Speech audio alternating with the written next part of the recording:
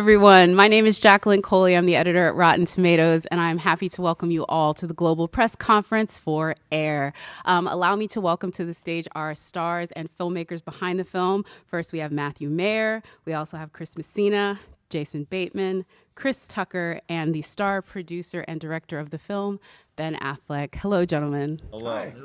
I'm so excited to talk about this film. You guys just came off of that incredible premiere at South by Southwest. And Ben, I know you're multi-hyphenate on this. We're going to talk to you about this, but I have to start with you, Chris, because I just loved everything that you did with this character. I was so happy to see this. I was like, from Smokey to this, man, this was such a great performance. But I know that this was a collaboration and that, you know, when you came onto this project, this was definitely something that both Ben and Matt and everyone wanted to show what Howard was a part in this incredible story.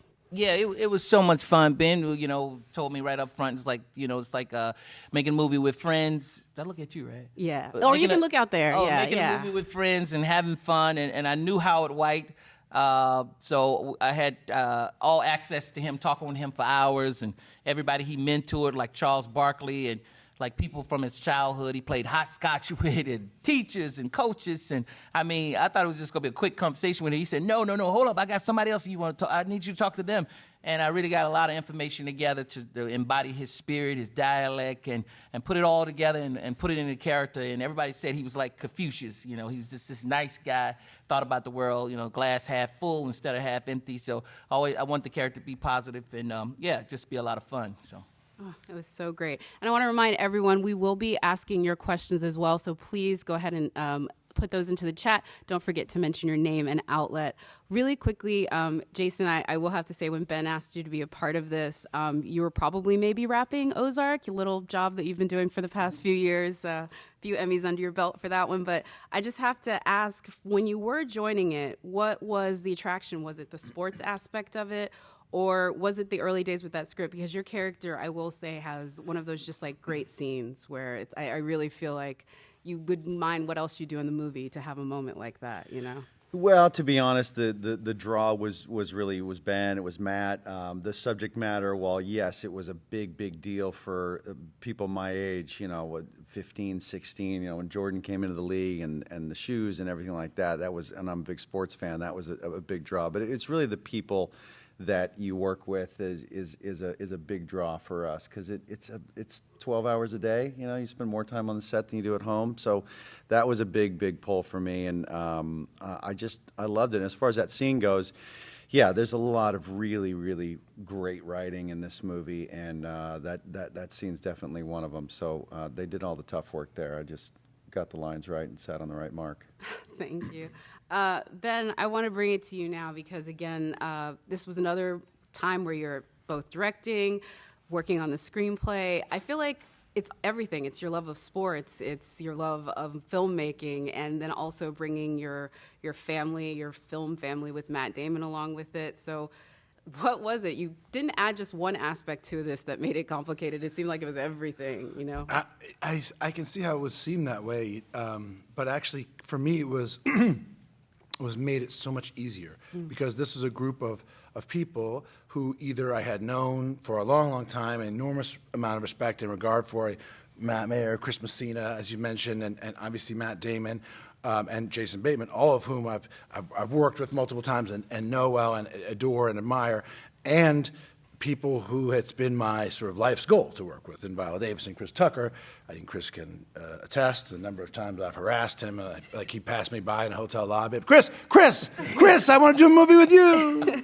But finally, I think Jordan brought him around, or the Jordan subject matter, or just because as he's really being humble. I mean, he really came in and created this role, and I said, I need you as a collaborator, filmmaker, your voice, your experience, your perspective. This movie is a massive failure if it's just my voice and my experience and perspective, and Chris and Howard and and Viola and Marlon and everybody who brought what Jason brought. It's like, all those things are invaluable to telling a story. So it was actually kind of like like walking on air.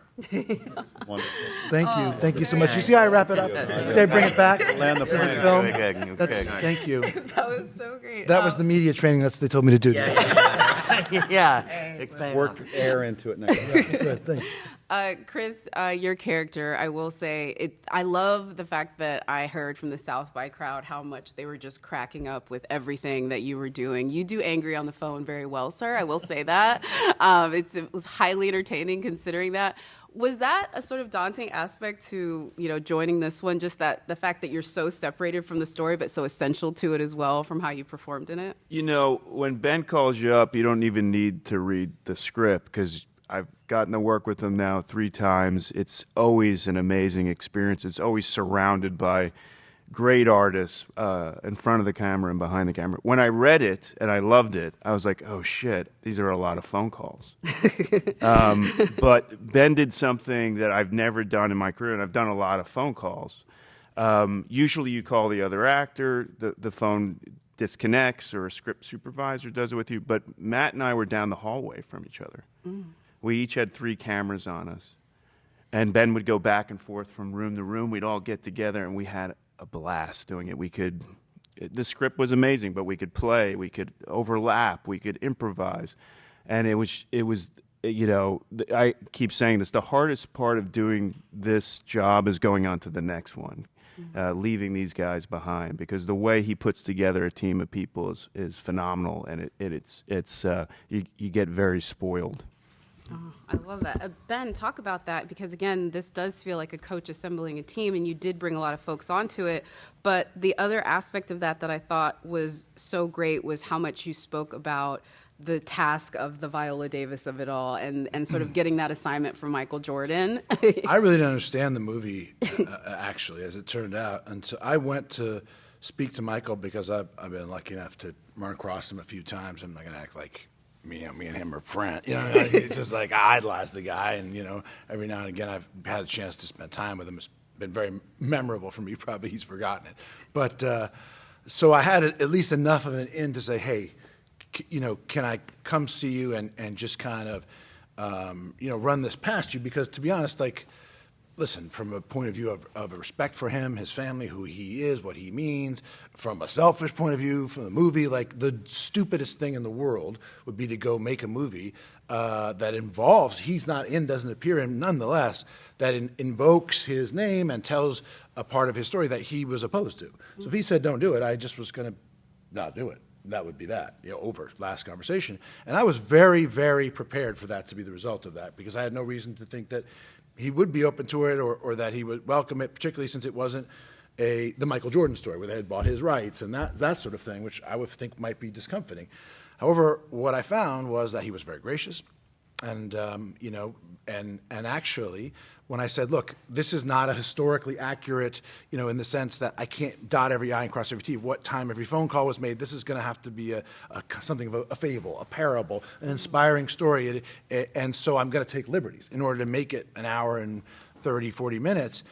But I don't want to violate anything that's fundamentally important or true to you. And so, if you would, please tell me what those things are. And I promise you they'll be sacrosanct. And I think it was telling that he wasn't somebody who was like, well, we got to talk about when I did this and I did that, which there are people who take that approach. He only talked about other people. He wanted to make sure that other people who were meaningful were included in the story. George Raveling was one of them, which was why Marlon's role was in the movie. And again, brought Marlon in, helped me figure this out, research this, found out about the King's Speech story, that being true. Then he also said Howard White. Howard White's integral to this. And so my first thought was, finally, I'm going to maybe get Chris Tucker. And then, I said, what was your dad like? And he said, because initially, to be honest, I was going to have it be a story about Michael himself saying, this is what I'm worth and this is what I deserve. A person saying, this is what I mean and I'm going to ask for that.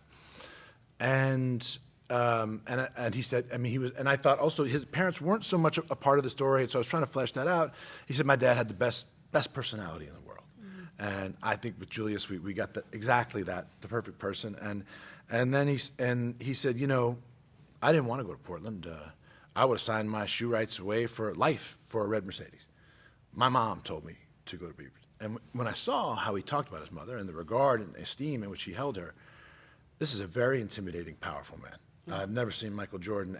He really is like, it's sort of like being on Olympus. You know, you're around somebody who is as close to a deity as you're going to find, you know, and yet there was this moment where I saw an awe and a reverence and a respect and an adoration and love when he talked about his mother, and it just shocked me, and shame on me for not kind of assuming this was the case. But when I heard it, I realized right away, this is the story. And this is a beautiful story. And it's a story about Dolores Jordan and what she means to Michael, and that she's emblematic of what so many mothers must have meant to so many athletes and entertainers and people in this business who are oftentimes very young and thrust into a world of fame and money, and that can be confusing, and it just requires, and we see people take different roads all the time and who must require an enormous amount of guidance. And so I thought, like, actually, this is brilliant. This is what the story is. This is beautiful, and this is the protagonist. And I said, who do you, offhandedly, which is always a mistake, who do you think should play your mom? He said, it has to be Viola Davis. I was like, okay, so that's kind of like saying, can I get a basketball team together? Sure. It has to be Michael Jordan. Yeah. You're like, well, all right. But then I thought, this is very typical of who this guy is. Like, it has to be the very best. Yeah. Absolutely. And so I knew that it was incumbent on us to create a role that was worthy of Viola. And we tried to do that. And I still think probably her saying yes, which has been a lifelong career ambition of mine. I thought, I really will have made it as a director if I have Viola Davis in my movie. And when she said yes, I tried to believe it was me. I think a lot of it had to do with me being like, Michael Jordan wants you to play his mom. Yeah, I mean, how do you say no to that when the GOAT is calling you also a GOAT? Yeah. Yeah. Also, another GOAT that gets to shine within this film is your character, Matthew, as I like to say, the sneakerhead GOAT. Right. I think a lot of folks who are going into this maybe for that are going to find such comfort in your character as he waxes philosophically about, these things that we walk around in. Talk about that aspect of it and how deeply you had to dive into that world of sort of like sneaker knowledge, or did you just leave it there? There wasn't so much time to dive in, and weirdly, Peter Mohr just passed away like a week before I was offered the movie, and I definitely did dive in. I read a lot about him. I watched documentaries where he was featured, and what struck me was like looking at his designs and looking at his ideas, which were so amazing and ahead of their time. And then he's talking, and he's just like a regular guy, and he's talking about like, there was too much red, and then we decided to just leave it that way. You know what I mean? Like very like direct. And I thought the biggest parallel was like listening to like pro athletes talk about what they do, which is like, well, we just kept at it, even though they're doing these amazing things. A genius doesn't always express himself very well when he's talking about what he's genius at. So it was hard in a way. So I just decided not to try and get into his genius mind, but really play the character that was written in the script, who is a genius, but is also at a crossroads in his life. He's going through a midlife crisis, and he doesn't know, like he's waiting to have something come along where he can really apply himself. And what is really clear from the documentary, and that the script captures really well, is that he's a brilliant collaborator, and he's not precious about his ideas. The idea itself is bigger than he is, and that's what really drew me to the script too. The scenes where they're working together really felt like authentic, like problem solving, in a way, and I really appreciated the energy of those scenes, And there's a meta aspect too, because that's also what it was like working on the movie, where like it's sort of the best minds, just problem solving. Like the creativity and the genius is just sort of happening because everybody working on the movie is so good at what they do, and so it's really just like, are we going to do this or this? It's very engaging, and so I think for me I just sort of leaned into that in terms of like thinking about the character and not try to even touch imagining what it would be like to create the things that he created. What I think is so incredible is those scenes when you guys are working on the problem. It honestly reminds me, and forgive me, of some of the stuff that Matt was doing with Ridley on The Martian. It's just like this problem to the next problem to the next problem, and then hope. And I will say, like that one, it's the team. It's everybody coming together. I especially loved this story about the creation of this, and that's the artist equity that is a part of your production company. Again, as someone that's covered films for so long, it's always great when you see radical things that make this passion that we all have equitable for everyone. So I'd love for you to talk about how you and Matt set that up, the motivation behind it, and how it's been working through this film. Well, it was interesting because the the movie thematically kind of paralleled the things we were trying to do, that we had ambitions for philosophically, which was we wanted to raise money to create a kind of a mini sort of studio, and in some ways what Nike wanted to do, which was change the rules a little bit, change how the process was undergone, and also ultimately, fundamentally, ended up changing the way compensation worked to afford more responsibility and also more reward to the people. And I really firmly believe the artists behind the camera who make a massive difference in the quality and cost and the experience of your movie, as well as the performers who I often feel are so meaningful and not compensated appropriately, and also to try to sort of eliminate waste and streamline the process so that the important things are kept, and the sort of the stuff that has to do with the ego and the ways in which sometimes money can be wasted are kind of left behind. It was a function both of my experience over the years and talking to other directors and going, why is it this? Do we need that? And really values. And I don't want to. It's a very humble aspiration. I mean, we're trying to change things a little bit, and which is a very difficult thing because we have a model that we've inherited in terms of how films are made from the 30s and 40s with big cameras and slow film and lots of lights and a certain crew structure and all kinds of ways in which ownership and compensation are set up that are, I've heard the sort of speech already that Sonny gives Dolores here about that's just not how it works. And I certainly don't liken myself to the profound and significant way in which that deal not only changed Michael's life, but had a ripple effect for hundreds of billions of dollars for athletes down the way and down the line. And I don't believe it is yet even an equitable relationship, would be my guess.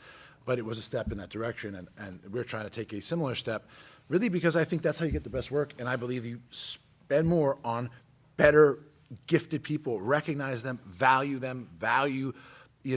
alternate, multiple voices and collaboration, then hopefully we can have a company that's known for making original, interesting stories about people and what they say and how they relate to one another that generates empathy, and we can be a supplier of films that people like.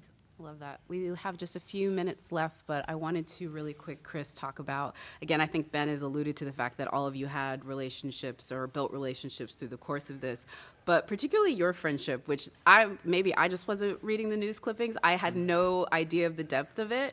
How did that play out on screen as you guys were doing this? Because it is different to work with somebody that you've been friends with for so long, but also really rewarding.